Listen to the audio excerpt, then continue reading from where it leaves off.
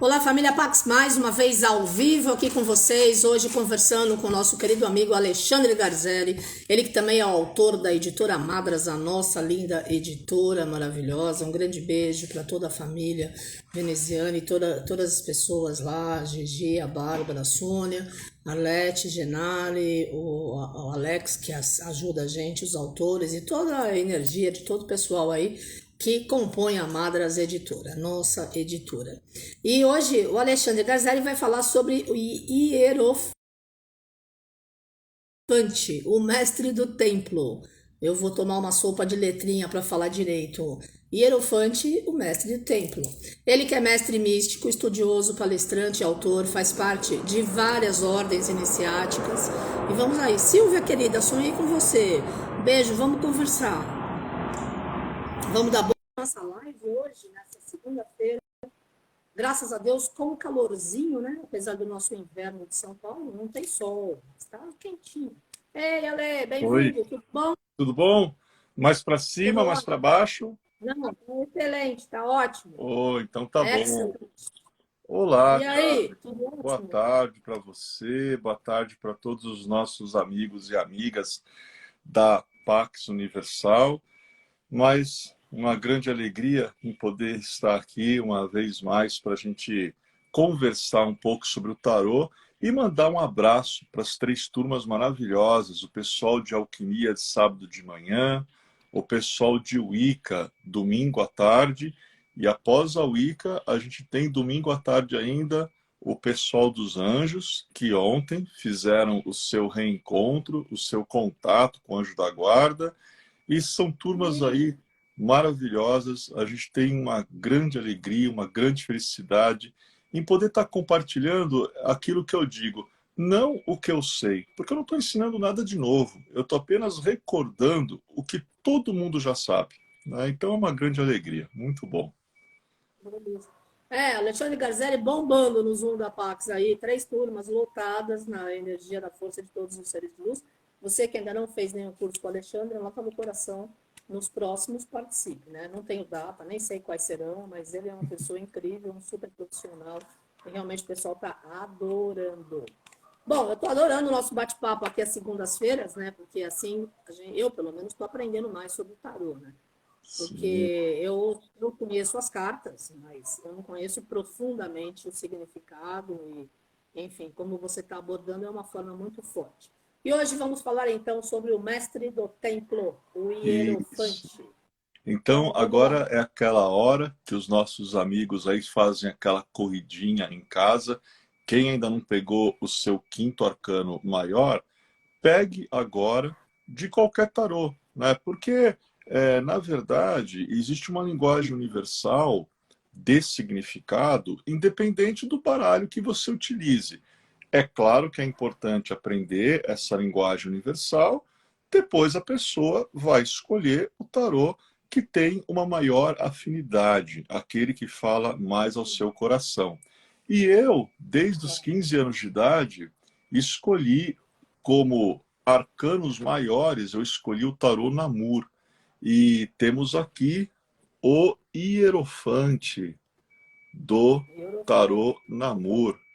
É o quinto arcano, aonde nós vemos um homem, a Carmen está aí Mandou para mim. tecnológica com o seu arcano no celular, e a gente tem É. este homem com uma túnica verde, ele está de pé na frente de dois discípulos, parecem ser dois discípulos. Os discípulos estão ajoelhados num pavimento, um piso de ladrilhos pretos e brancos, e a gente vê eles ladeados por duas colunas, uma mais clara, outra mais escura, e acima da cabeça do hierofante, lá atrás, a gente vê um pentagrama. Ele porta uma cruz de 3 barras, né, segurando com o seu braço a sua mão esquerda, e com a outra mão ele faz esse sinal aqui, que eu estou fazendo com a minha mão aqui agora, bem grandão, e já já a gente vai explicar o que isso representa. Bom, em primeiro lugar, o que quer dizer hierofante? Existem duas escolas de tarô, e não apenas para o tarô, para tudo. Uma escola que é a clássica, ortodoxa, antiga, hermética, que é aquela que desde sempre eu represento. A Carmen, que me conhece há bem pouco tempo, sabe disso. A gente é bem tradicionalista, né? E existe a neo-escola, que é uma escola mais moderna. Na neo-escola, as pessoas, quando falam de quinto arcano, elas dizem o Papa. Mas a escola antiga, ela usa o termo o hierofante. O que quer dizer hierofante? Hierofante eram os mestres dos mistérios, os sumos sacerdotes dos mistérios no Antigo Egito, na Antiga Grécia.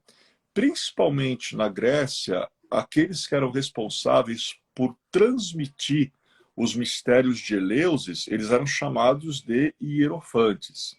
O hierofante, ele é um guardião da tradição. Ele é um transmissor de uma herança, de um legado, porque ele é como se fosse a própria essência daquela tradição. Quando você fala em aspecto de religiões, quem é o hierofante da Igreja Católica Apostólica Romana? O Papa. Quando você fala do budismo tibetano, quem é o hierofante do budismo tibetano? O Dalai Lama. Quando a gente vai para as sociedades secretas, quem são os hierofantes dentro das sociedades secretas? Os grãos-mestres, ou, em algumas escolas, grandes mestres. Por exemplo, quando você fala na Ordem Rosa Cruz Amorque, existe uma figura que tem o comando, né, comando no bom sentido da palavra, né, dessa tradição, que é chamado de imperator. Então, o imperator, ele coordena todos os grandes mestres em todos os países, né? Tem uma conexão com essa figura central. Na maçonaria, você terá o grão-mestre. Então, o grão-mestre é o hierofante da tradição, dos mistérios maçônicos. E todas as religiões, filosofias de vida, sociedades secretas têm aí os seus hierofantes. O hierofante, às vezes, ele também era chamado de sumo pontifex, né? Quer dizer, o sumo pontífice, cuja função é fazer a ponte dos fiéis de uma congregação com os mistérios da alta invisibilidade, os mistérios divinos. O pontífice, a palavra pontífice, né, a origem tem a ver com ponte, é aquele que ele estabelece uma ponte não apenas entre o espiritual e o material, mas ele estabelece uma ponte entre as pessoas. Ele é um elo de ligação entre toda uma congregação. E isso é muito importante. O Wicca é uma religião. A Pax, ela conta agora com a Wicca, e aquele responsável por uma tradição de Wicca, porque o Wicca é o nome da religião, mas existem diferentes tradições, seriam diferentes segmentos de Wicca. Quando você é responsável por uma tradição, você criou, você idealizou um sistema, você transmite o legado de iniciação, você transmite passagens de graus, você é o sumo sacerdote, que tem a mesma função do hierofante. Então, acho que aí já está esclarecido o que representa a palavra hierofante. Muito bem. O que a gente vê no arcano? Em primeiro lugar, começando do topo, né, e a gente vai descer, a gente vê um pentagrama, uma estrela de 5 pontas enorme atrás dele. Vamos falar sobre o pentagrama. O pentagrama, ele representa tanto o homem quanto a mulher, o ser humano, com os braços e as pernas abertos, representa a harmonização do ser humano com os 4 elementos da natureza, a terra, o ar, a água e o fogo. Sendo que o ser humano ele tem meio que um quê até de 5º elemento, porque ele reúne todos os elementos nele, em nível interior, e eu falo sempre, se você gosta de magia, e você gosta de magia elemental, a magia que nós fazemos com os 4 elementos, antes de você se dedicar a uma magia externa, você precisa se perguntar como estão os elementos dentro de você. Como é que a gente vai Claro. saber? Simples, a gente faz um mapa astrológico, você é de um signo, o teu signo é associado a um elemento. E você verá os outros 3 elementos, a quantidade que você tem. Então, tem elementos que estão em maior proporção, em menor proporção. E aí, quando você tem esse conhecimento dos elementos em você e você se harmoniza com a tua terra interior, com o teu ar interior, tua água interior, teu fogo interior, aí você depois pode se harmonizar com os elementos no seu exterior e praticar a magia, que é a arte que altera a realidade. O pentagrama é o maior símbolo da religião Wicca.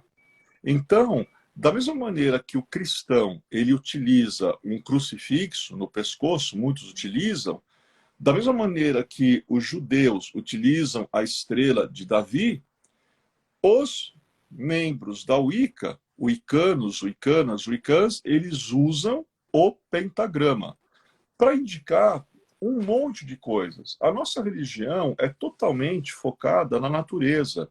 A nossa religião, ela coloca o homem, a mulher, como justamente, né, essa estrela, né, de 5 pontas, que não vai dominar os elementos da natureza, vai se harmonizar e vai promover a alteração da realidade trabalhando nesse contexto elemental. Então, o wicano, a wicana, ele consegue mudar o plano material, ele consegue mudar o seu mental, o seu emocional, e ele tem uma conexão alta com o plano espiritual. O hierofante, ele está sentado. Oi, Carmen. Oi. Tem uma pessoa perguntando o que significa a estrela de 7 pontas na Wicca. Então, na Wicca, aí depende da tradição. Em algumas tradições, você vê estrela de 7 pontas. Outras já não usam. Mas a estrela de 7 pontas, normalmente ela é associada aos 7 planetas da antiguidade.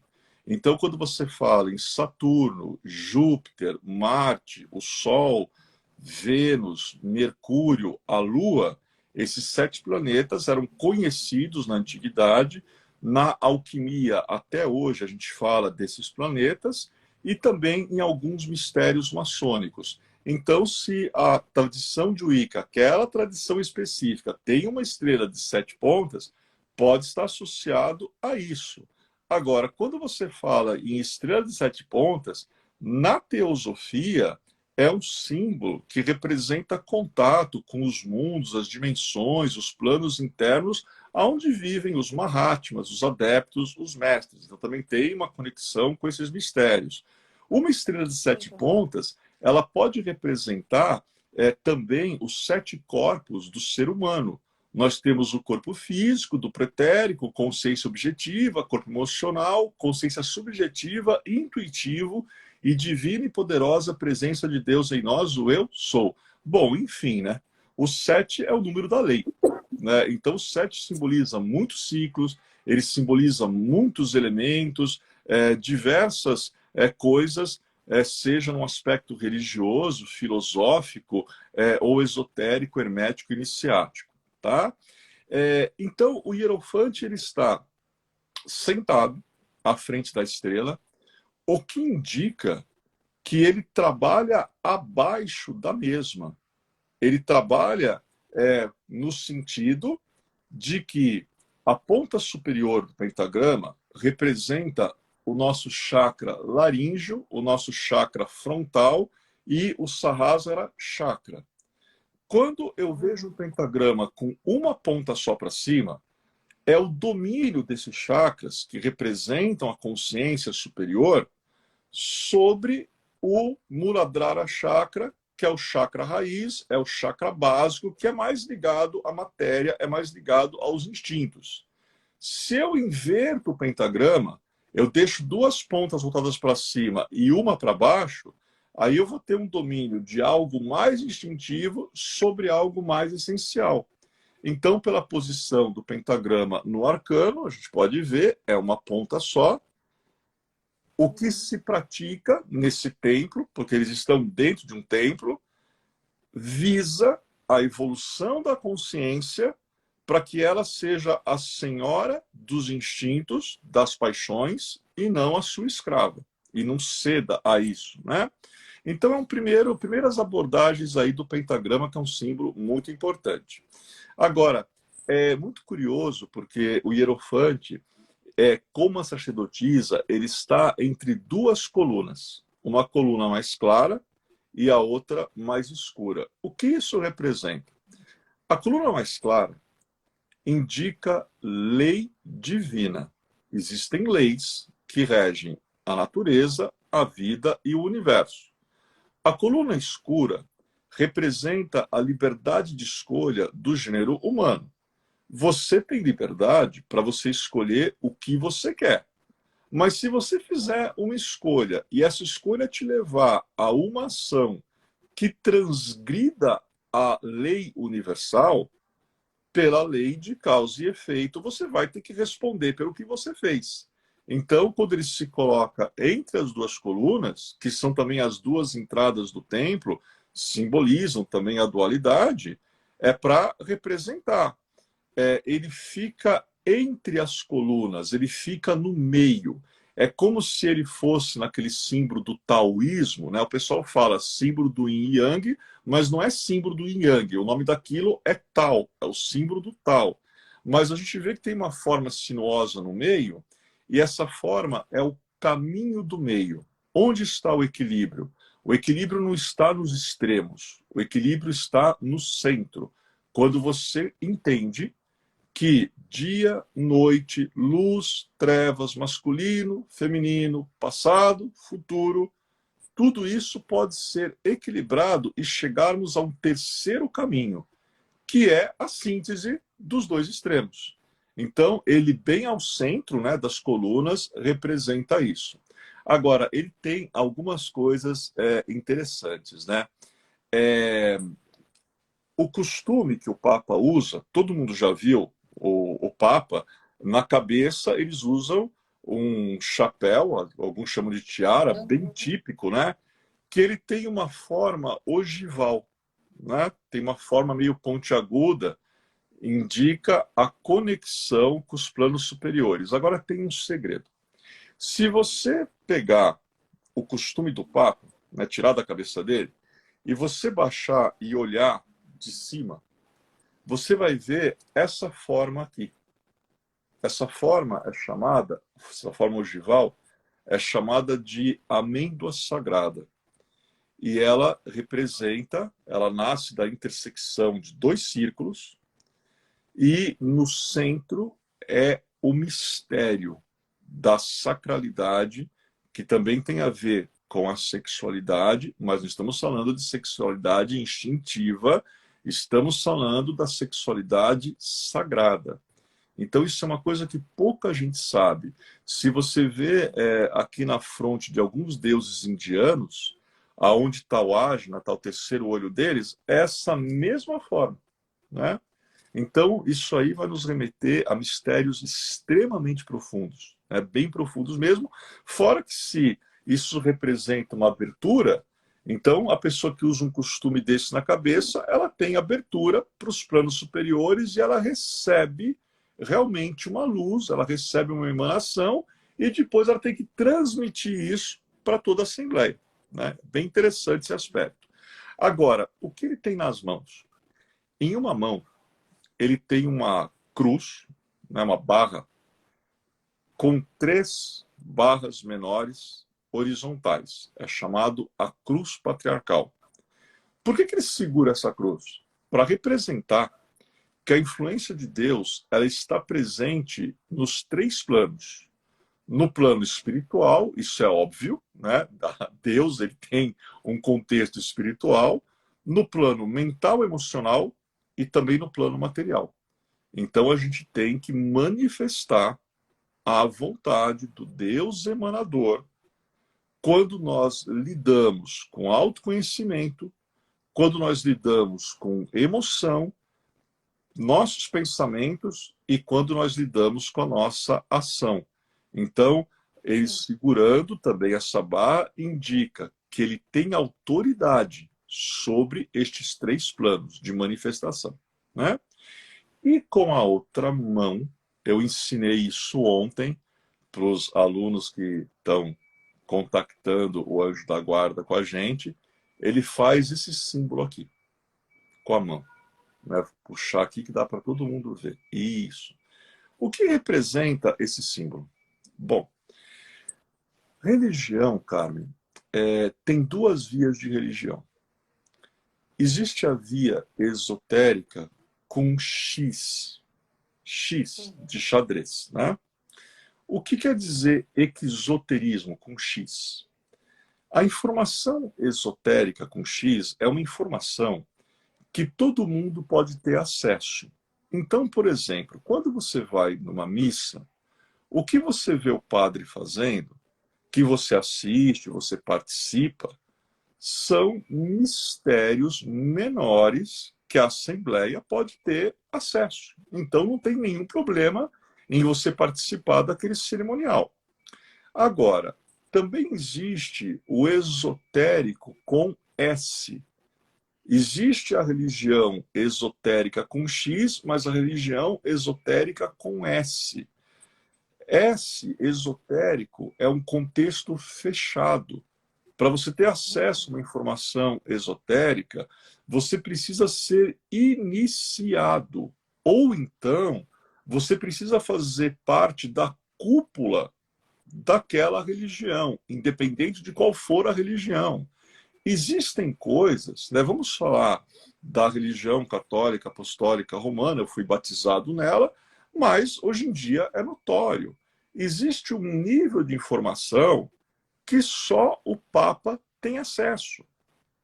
Ou, no máximo, vai chegar para os cardeais. Abaixo do Papa e dos cardeais, ninguém tem acesso àquilo. Porque essas informações, elas são esotéricas, elas são fechadas, elas são comunicadas apenas na cúpula. E as pessoas perguntariam, mas por quê? A resposta é muito simples. Conhecimento é poder. Nós sabemos disso. Então, se alguém conhece mais do que eu, essa pessoa, de alguma maneira, pode ter uma influência sobre mim. Se eu conheço mais do que a pessoa, o oposto também se dá. Quando as pessoas conhecem a mesma coisa, aí você tem uma igualdade. Então, em todas as religiões, sem exceção, todas, existe a parte aberta, com X, esotérica com X, e existe a parte fechada, esotérica com S. E quando a gente fala nesse sinal aqui, foi isso que eu ensinei ontem, o sinal da cruz. Tá. Como é o sinal da cruz esotérico com X? É o famoso em nome do Pai, do Filho, do Espírito Santo. Amém. Ok. Funciona, tem valor, é sagrado, demos aí uma reverência, um respeito a ele. Só que, antigamente, antes mesmo da existência do Vaticano, antes da formação do que a gente entende hoje pela Santa Igreja Apostólica Romana, Católica Romana, o sinal da cruz ele é um pouco diferente. Primeiro, a gente não pega a mão de qualquer jeito e começa, em nome do Pai, do Filho, não. A gente fecha os dedos desta maneira. E aí, a gente vai apoiar exatamente, vou ficar até de perfil para vocês verem. A gente vai apoiar aqui. É muito interessante, cara, que se a gente pegar, observar essa parte da nossa mão, que eu estou mostrando aqui, ela encaixa perfeitamente aqui, sobre o nariz. E é interessante que esse círculo aqui no meio, ele fica exatamente no ponto do nosso ajna chakra, da nossa terceira visão. Então isso aqui também é um mudra, né? Então a pessoa apoia aqui e fala, em nome do Pai. Aí ela vai descer a mão até sobre o ventre. e ela abre a mão. Deixa a mão aberta, normal. Mão aberta, normal. Coloca sobre o ventre e aí ela fala, em nome da mãe. Aí ela sobe para o ombro direito, em nome do filho, vai para o ombro esquerdo, em nome do Espírito Santo, traz a mão para o centro do peito e vai elevando e fazendo isso aqui.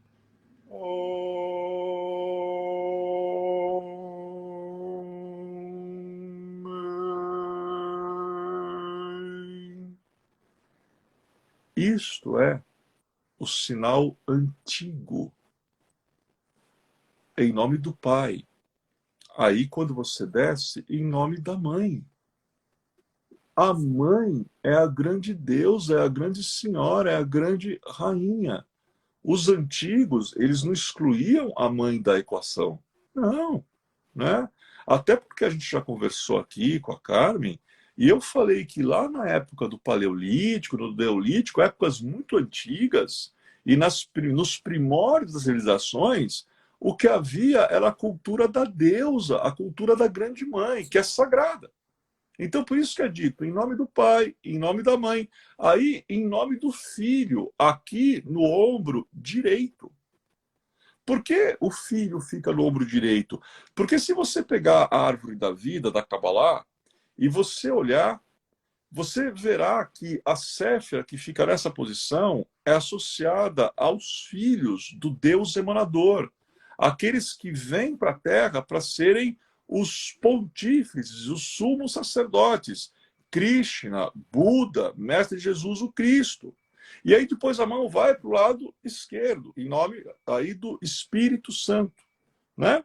Então é interessante que quando a gente vê o sinal da cruz aberto, em nome do Pai, aí faz do Filho, Espírito Santo. Não. Você não vai partir o Espírito Santo, Espírito no ombro e Santo no outro. Antigamente não fazia isso. É em nome do Pai, da Mãe, do Filho e do Espírito Santo. Em algumas ordens de cavaleiros, os cavaleiros também fazem o sinal desta maneira, em algumas, né? E é muito interessante que na Idade Média, às vezes quando um cavaleiro ele precisava entrar em batalha, ele fazia uma breve oração antes de ir para a batalha, ou estavam atacando o castelo, ele não tinha tempo para fazer tudo isso, né? Porque se ele vai fazer tudo isso, aí depois tem que puxar a espada, não dá tempo. Então, o que ele fazia? Ele fechava a mão, ele fazia aqui um positivo, ele trazia esse dedo aqui, né, para a testa, e ele baixava até o ventre, e depois ele cruzava, né, de um ombro para o outro. Agora, mão é algo interessante, né? Mão tem a ver com quirologia.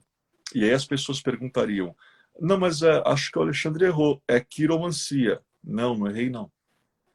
Quiromancia é uma das partes do estudo da quirologia. A quirologia é o estudo sobre a mão. Então, a quirologia se divide em 3 partes. Existe a quirognomonia. Olha esse nome, Carmen. Quirognomonia. Aí o pessoal vai falar, mas o que é quirognomonia? É quirologia de gnomo? Não. Tá? Quirognomonia é o estudo da forma da tua mão, da cor da pele, da temperatura da pele, a tua estrutura óssea. Então, isso é quirognomonia. Aí tem a segunda parte, que é a dermatoglifia. A dermatoglifia, você vai estudar todas as linhas, todas as incisões, né? E tem a última parte, que é a quiromancia, que é o que o pessoal mais conhece, né? A quiromancia é o estudo apenas dessa linha aqui, que é a grande linha da vida.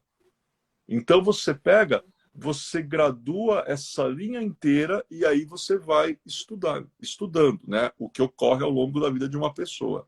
Aí as pessoas perguntam, nossa, que legal, você dá curso de quirologia, né? Eu falei assim, por enquanto não. Eu dei curso de quirologia uma vez e eu quase fiquei louco. E eu vou explicar por que eu quase fiquei louco. Porque você está lá com teus alunos, uma sala com 20, 30 alunos, O material de estudo, todo mundo tem que ter uma lupa desse tamanho, aquelas lupas bem grandes, e vamos lá. Estou lá na lousa, desenho à mão, mostro a linha. Aí sempre, Carmen, tinha um aluno, porque sempre tem um, que falava, professor, não estou achando a minha linha. E eu ficava na lousa, né? Eu virava e falava, olha que está aí. Aí ele pegava a lupa, né? Não, eu não tenho, não estou achando. E eu resistindo. Olha direito, está aí na tua mão. Não, mas eu não acho. Aí, né? Eu vou até lá Foi lá, né? e eu mostro. Olha, tá aqui. Agora é o seguinte: você está com uma sala de uns 30 alunos. Se você olha a mão de um, todos vão querer. Aí todo mundo também falava que Claro. não estava achando a linha, né? Aí eu falava, vocês estão fazendo eu perder a minha linha, né? Porque vocês vão me deixar maluco desse jeito, né? Então, aí por isso que eu dei uma vez só, mas o pessoal está insistindo. Ah, dá quirologia, dá quirologia. E a quirologia é muito legal. Eu vou explicar esse sinal aqui com a quirologia, tá? O que representa os 5 dedos? Os 5. Dedo de Vênus, dedo de Júpiter, o indicador, dedo de Saturno, o dedo de Apolo e o dedo de Mercúrio. Então, cada dedo representa um planeta. Aqui no meio, onde está a maior parte das linhas, a gente chama a planície de Marte. Planície de Marte. E aqui, essa parte gordinha que todo mundo tem aqui, é chamado o Monte da Lua. Puxa, então tem os 7 planetas na minha mão? Tem. E aí você vai analisar tudo isso daí. Então, o gesto do hierofante, ele mantém unido o dedo do poder e da sabedoria, o dedo de Júpiter e o dedo de Saturno. E aqui em frente a gente vê o dedo de Vênus, que é o amor. O amor está cobrindo o dedo do conhecimento, que é Mercúrio, e está cobrindo o dedo de Apolo ou de Hélios, que é ligado à prosperidade, fartura, abundância, um contexto mais material. Então, olha esse gesto que representa. É algo bem interessante, né? E a gente vê muitos quadros de Jesus que ele às vezes tem uma mão no coração ou uma mão para baixo e uma outra para cima nessa posição. Alguns quadros que ele faz justamente esse gesto aqui, né? Então, o gesto do hierofante representa silêncio. No silêncio do teu coração, procura ouvir a voz que vem do céu. Só essa frase já faz a gente ganhar a tarde. No silêncio do coração, procura ouvir a voz que vem do céu. Na verdade, Carmen, nós estamos precisando hoje em dia falar menos e ouvir mais. O planeta está muito barulhento. A vida está muito barulhenta. O ser humano nem se fala. Hoje em dia, a gente está conversando com uma pessoa, ela não está nem escutando o que a gente está dizendo, quanto mais ouvindo, né? Porque ouvir é uma coisa, simplesmente escutar é outra. Ela já está preocupada com o que ela vai responder.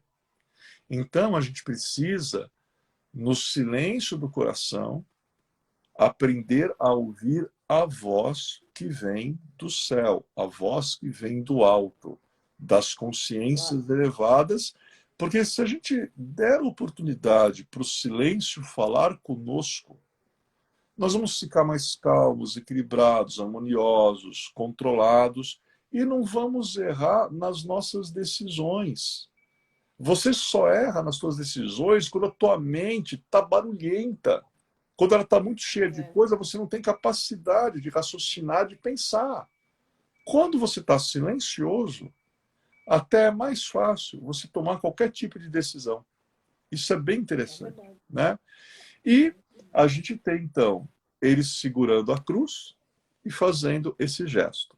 Agora, qual é a cor da roupa dele? Vamos mostrar de novo ele. Tem uma cor só, né? Aqui no Tarô do Amor, a gente vê que é bem verde, é totalmente verde. Tem um costume no pescoço dele, uma joia, mas a túnica dele, a veste, é verde. O que é bem interessante, né? Porque o hierofante, ele também é um curador, ele também é um terapeuta. Toda pessoa que lega uma herança, uma tradição espiritual, se as pessoas aplicarem aquela herança, aquela gnose, aquele conhecimento, elas vão se reparar, vão se regenerar, vão se curar e vão evoluir. Então, aquele que lega o conhecimento, aquele que transmite uma tradição, ele é um curador, ele é um terapeuta, né? Num outro nível, evidentemente, né? Mas a maior cura que a gnose, que a sabedoria, ela nos dá, é justamente a cura contra o obscurantismo, a cura contra a ignorância, a cura contra o fanatismo. E nós estamos precisados desta cura hoje em dia, muito precisados. E para lembrar, né, aí os amigos da Pax, todo mundo já sabe, verde e esmeralda, associado a quinto raio, que é mestre Hilarion. O quinto raio é o raio do quê? Da cura e da verdade. E, poxa, mas o que verdade tem a ver com hierofante, tem a ver com quinto raio, tem a ver com o Papa? O que a verdade tem a ver com isso? Vai para os textos sagrados. Conhecei a verdade, e a verdade vos libertará. Libertará do quê? Libertará de ti mesmo. Na verdade, nesse mundo não tem nada que te aprisiona que não seja você mesmo. E quando você conhece a verdade, quando você tem autoconhecimento, que é a tomada de consciência a respeito dos teus potenciais, você se liberta. Só não é liberto quem não conhece a si mesmo, quem não conhece o seu potencial. Aí você é cativo, né? Cativo da ausência de conhecimento sobre você. E é muito engraçado, né, Carmen? O povo conhece tudo da vida de todo mundo e pouco da sua própria vida. A gente conhece tudo a respeito da vida de um artista, uma celebridade, coisa e tal. Que sorte da celebridade, né? Mas e a tua vida? Sim. Até que ponto você se conhece? Até que ponto, quando você olha no espelho, você quase não sai correndo, né? E se pergunta, nossa, quem é que está aí? Quem está lá é você, né? Mas quando a gente não se autoconhece, quando não estamos muito bem com nós mesmos, a gente não fica muito tempo no espelho, não. Quando a gente está bem com a gente fica lá, se maqueia, se panteia, canta música, fica horas na frente do espelho. Agora, quando a pessoa não está muito bem com ela mesma, ela passa rapidinho no espelho, ajeita o cabelo e já vai embora, né? Então, né, isso tem que parar uma hora, né? A gente tem que se autoconhecer.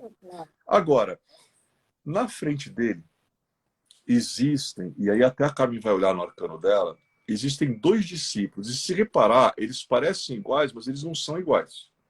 A gente vê que um é mais claro, o outro é mais escuro. O que esses discípulos representam? Aliás, a cena toda. A cena representa que está havendo aqui uma transmissão de conhecimento. Então, o hierofante está transmitindo os mistérios da vida, da natureza e do universo para os dois discípulos. Um mais escuro, o outro mais claro, porque os discípulos também representam a dualidade. Para que depois cada discípulo, na sua área específica, haja de acordo com o conhecimento que recebeu. Eles não têm áreas iguais de atuação. Cada discípulo atua numa área.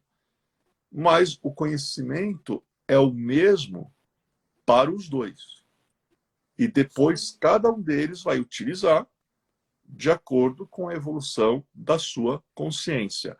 Essa é a grande diferença do quinto arcano do tarô para o segundo arcano, que a gente já conversou aqui. A sacerdotisa, nos tarôs mais antigos, né? Agora, na neoescola, o pessoal chama o segundo arcano de apapisa, na escola mais moderna, né? Da mesma maneira que ele chama o quinto arcano de o Papa, ele chama o segundo de apapisa. Qual é a diferença da sacerdotisa, segundo arcano, para o hierofante? A sacerdotisa está sozinha no arcano dela. Tem ela sentada num trono e as duas colunas. O hierofante ele está acompanhado. Tem ele e os dois discípulos. O que isso quer dizer? Que o hierofante ele vem até os discípulos legar o conhecimento. A sacerdotisa não. Ela fica lá sozinha e a pessoa que evolua a sua consciência para chegar até ela. Ela não virá até a pessoa. É a pessoa que tem que dar uma demonstração de desejo sincero de evolução para compreender os mistérios que ela guarda no pergaminho dela. É muito interessante que no Egito Antigo, nas escolas de mistérios do Egito Antigo, haviam os querirebes, que eram sacerdotes, né? Eram hierofantes, e eles pegavam o iniciando e iam comunicando os mistérios da vida, da natureza, do universo, como está acontecendo aqui no Arcano. Quando chegava num determinado ponto, esse querirebes, esse sacerdote, chegava para o discípulo e falava: agora vai para a tua cela, jejum, e você só sai da tua cela quando você tiver conseguido falar com a deusa Ísis. Então o discípulo ia para a cela dele, ele praticava o que ele havia aprendido. Alguns tinham o desdobramento do corpo emocional ou do corpo astral, e nessa projeção eles contatavam Ísis. Quando isso acontecia, o discípulo voltava lá para o Querirebes, para o sacerdote, e o sacerdote perguntava: e então, você esteve com Ísis? E aí o discípulo começava a narrar a jornada dele. Se fosse genuína, autêntica, aí ele iria passar para graus superiores. Se não, volta para a tua cela, fique em silêncio até que você contacte a deusa Ísis. Porque enquanto ela não der permissão, você não vai receber a iniciação. E eu acho, Carmen, quando eu vejo o mundo hoje, que nós deveríamos recobrar alguns costumes. Porque o critério, né, os critérios, para que a gente possa legar a gnose, a sabedoria às pessoas, nós deveríamos fazer uma avaliação mais cuidadosa. Porque hoje em dia, infelizmente, tem pessoas que levam a espiritualidade como se fosse uma curiosidade, como se fosse um hobby, como se fosse um passatempo. E a curiosidade, ela não é um passatempo. A espiritualidade, perdão, a espiritualidade é uma filosofia de vida. Espiritualidade não é curiosidade. Existe uma diferença entre o curioso e o buscador. Qual é a diferença? O curioso, normalmente, ele é um achador. O que o achador ele faz? Ah, eu acho que meu caminho é o poder mental. Ah, eu acho que meu caminho é o espiritismo. Ah, eu acho que meu caminho é a Umbanda. Ah, eu acho que meu caminho é a Wicca. Eu acho que meu caminho são os florais. Eu acho que meu caminho é a radiestesia. Quer dizer, ele está sempre achando, começa um monte de cursos, quase não termina nenhum, e ele fica sempre pulando de um para o outro sem concluir. Isso é um achador, isso é um curioso. Espiritualidade não é isso. A postura de buscador é diferente. O buscador, ele inicia o caminho e ele persiste, ele persevera, ele evolui naquele caminho até um ponto considerável antes dele pensar em olhar ou ir para um outro caminho. Se é que ele tem que ir, porque muitas vezes a pessoa se encontra naquele caminho e aquele caminho a preenche totalmente, ela tem equilíbrio, harmonia, autoconhecimento, ela respeita todos os demais caminhos, mas ela já encontrou o dela. E a pessoa que encontra o seu caminho, eu falo, que bênção, que bênção. Nós que somos professores, né, humildemente, com o pouco que a gente conhece, a gente procura passar, nós conhecemos vários caminhos, até porque a gente tem alunos oriundos das mais variadas instâncias. Mas é preciso pertencer a tantas sociedades secretas, a tanta coisa? Não. É preciso você pegar uma via e se dedicar. E se você se dedicar a uma via, entenda que todas as vias, independentes de quais forem, todas levam o buscador sério para o mesmo lugar, que é a reintegração ao Deus do coração dele, da compreensão dele. É sobre isso que o Hierofante está falando. O Hierofante está dando condições a esses discípulos para que um dia, sem a presença dele, que é o intermediário, esses discípulos possam se contactar diretamente ao Deus do coração e da compreensão, né? Porque, na verdade, o que o Hierofante faz é isso. O Hierofante, ele é o intermediário até que você tome a consciência de que, essencialmente, você também é um hierofante, você também é um iluminado, e o teu destino é a ascensão. Então, Sim. intermediários existem até o momento em que a pessoa plenamente evolui sua consciência. Quando ela evolui, ela vai sozinha. Não precisa de intermediário, não precisa de um templo físico, não precisa de paramentos.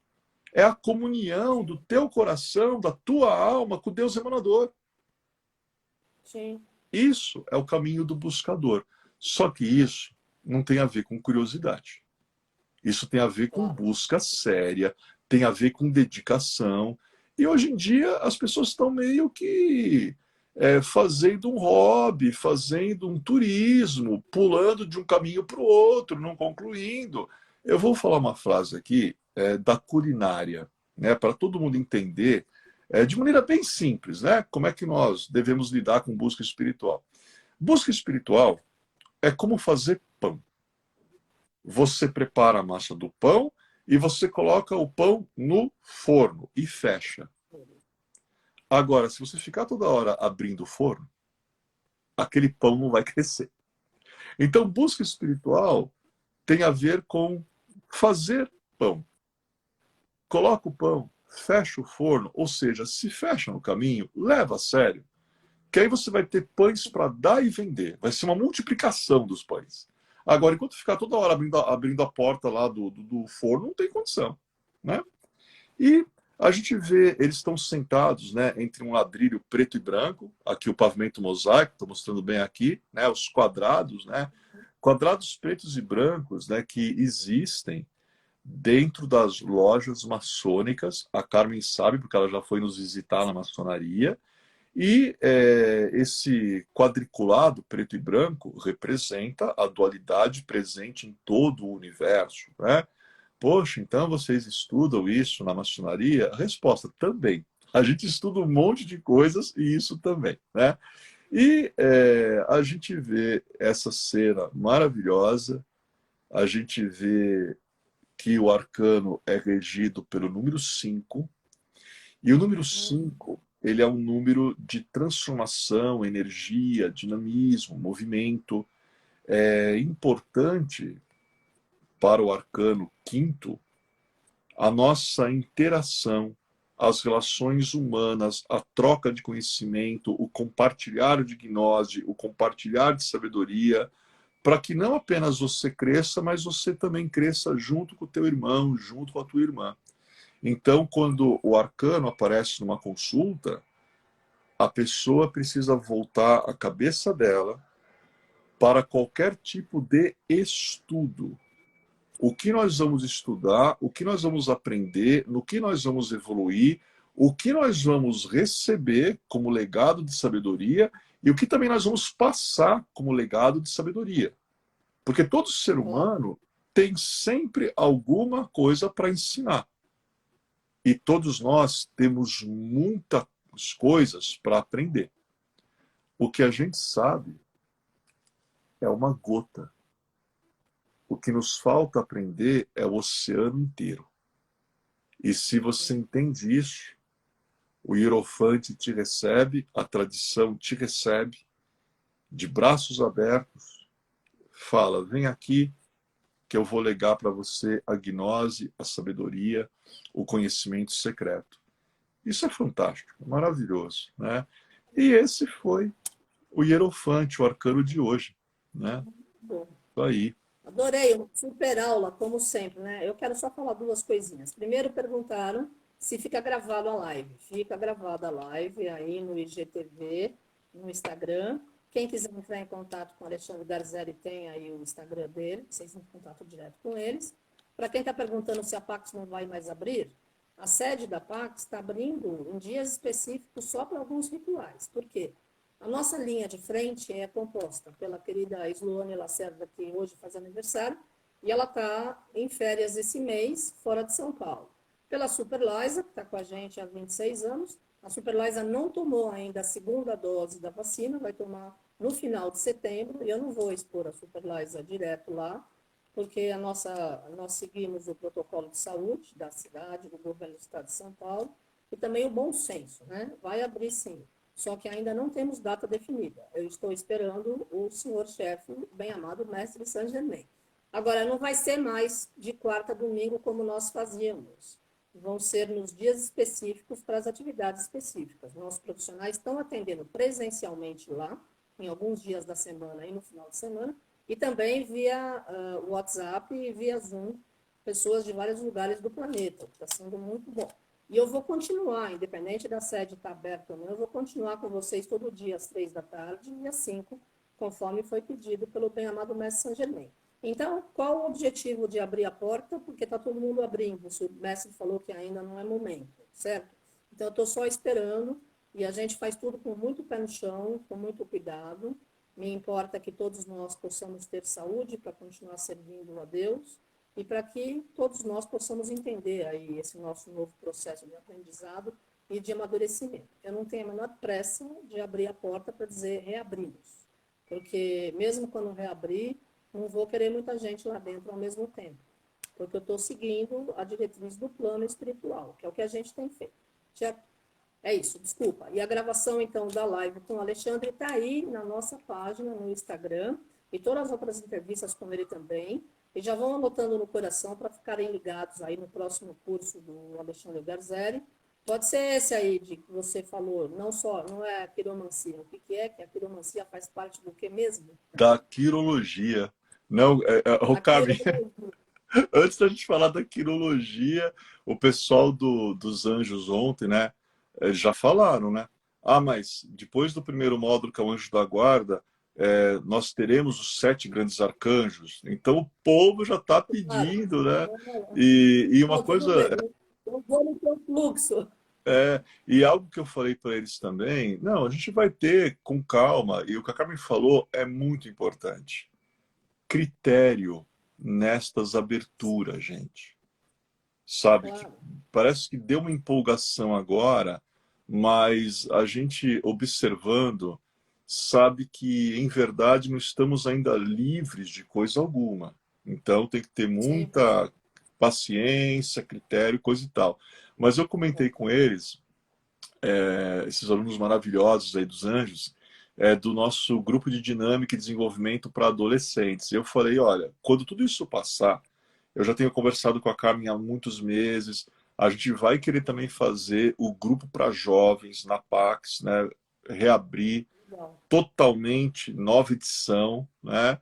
E Legal. tunado, que nem os jovens falam, tunado, turbinado, e vai ser bênção, evidentemente, para todo mundo. Mas a gente vai de acordo com a busca das pessoas, de acordo com para onde a consciência delas aponta. Na Pax Universal, o pessoal, nós temos buscadores sérios, graças a Deus. Então, aos poucos, a gente vai colocando os grupos, e tem gente falando sobre a fraternidade de Jesus de homens. Aí já tem pessoa que falou: ah, vai ter tarô. Calma, gente, calma, vai ter tudo. A gente vai montar para vocês e a gente fica na tranquilidade da nossa casa, todo mundo com a sua câmera, e assim nós vamos tocando, né? É. Por enquanto é desse jeito, é desse modelito que está dando certo, todo mundo com saúde, se cuidando e nos sentindo próximos, né? Porque eu não parei um dia, né? Desde que a sede da Pax fechou o ano passado, da forma que era antes, né? No dia 20 de março, nós fizemos a última celebração lá, como era o modelito antigo, no dia 19 de março, dia de São Germain. No dia 20 nós fechamos, e aí nós retornamos em setembro do ano passado, está fazendo um ano agora, com o ritual da Eliana Lara, da prosperidade, depois fomos abrindo para as atividades de atendimento, etc. E agora eu vou seguir o fluxo do senhor chefe, porque são 40 anos de convívio com o plano espiritual, tudo que, da forma que ele fala, graças a Deus, tem funcionado, e meu desejo é que todos nós possamos passar por essa fase com consciência, né, e com muita saúde, certo?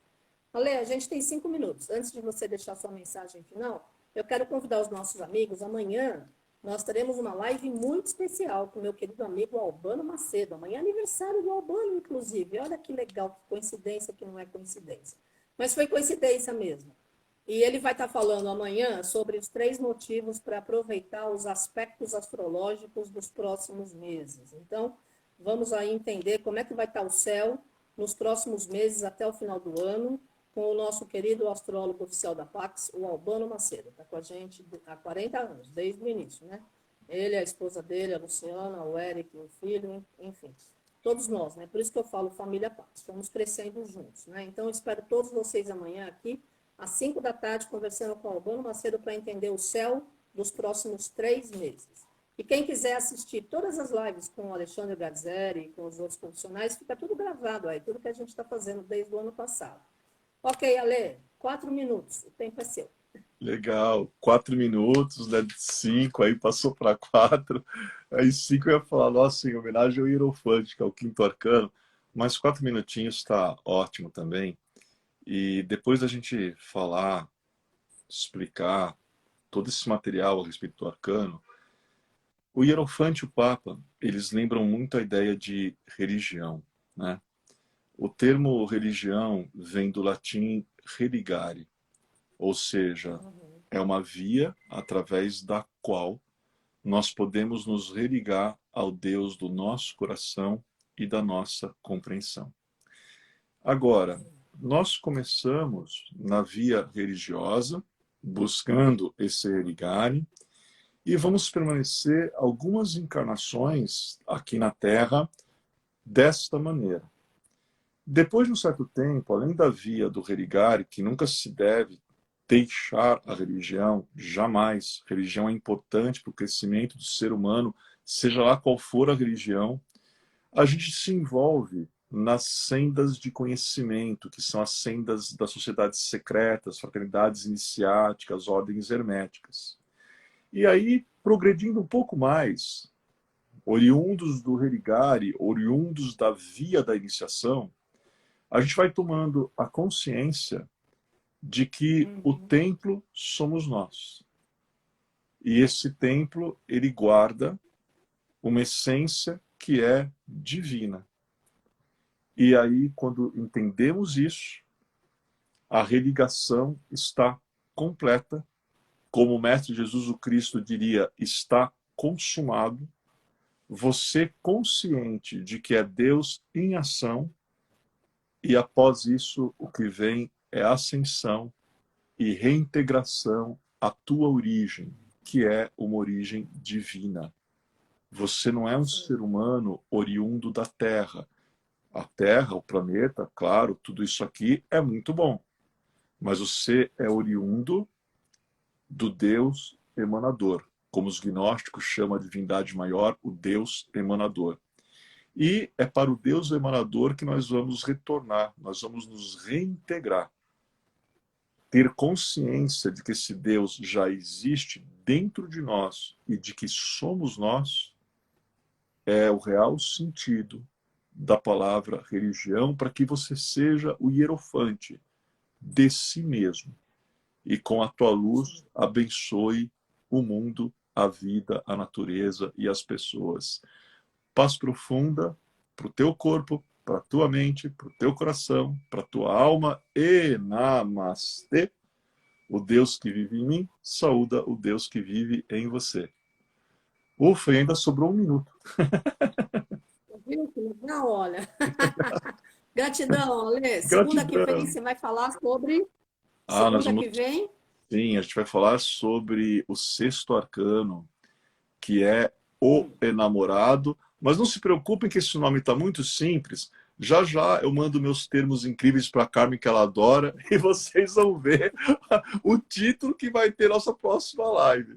É isso daí. Legal. Segunda que vem, o Alexandre Garzelli está aqui com a gente, todas as segundas, às 5 horas, falando sobre os arcanos do tarô, gente. É uma viagem, literalmente é uma viagem virtual, né, de profundidade, de conhecimento, muito legal. Gratidão, gratidão a todos vocês. Amanhã eu espero todos, 5 horas, conversando com o Albano Macedo sobre astrologia nos próximos 3 meses. Beijo no coração. Gratidão, namastê, família Pax. Obrigada, Ale. Obrigado, tchau, tchau. Obrigado.